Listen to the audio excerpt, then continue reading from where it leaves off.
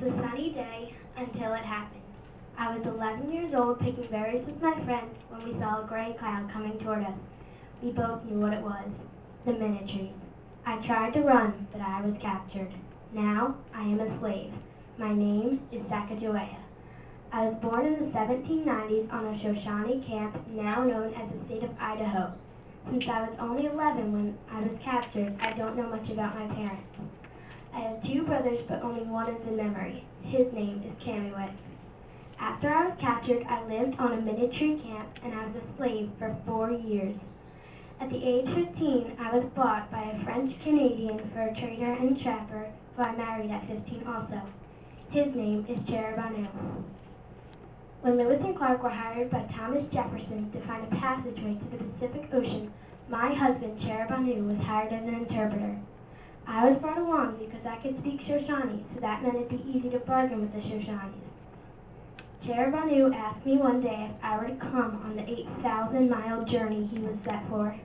I was unsure, but I replied yes. I dressed up in my finest clothes and I was ready for my journey to begin. We started out in Fort Mandan. I was quite fond of Fort Mandan, partly because it was the birthplace of my first child, Jean-Baptiste. I brought him everywhere in a buffalo skin sack I had carefully sewn together. Now it is time to get on our way. The expedition was a long and hard journey. At one point, we became very excited, thinking we found the Pacific Ocean, but it turned out we were still on the Columbia River. At that point, it was 15 miles wide, so you couldn't see the riverbank on either side. The party I had been waiting for had finally arrived. We arrived at my Shoshone camp, and I found out everybody in my family had died, except for my brother Camuet, who was now chief of the camp. But we soon had to get on our way. November 15th was the big day. We had finally found the Pacific Ocean. Everyone was very excited.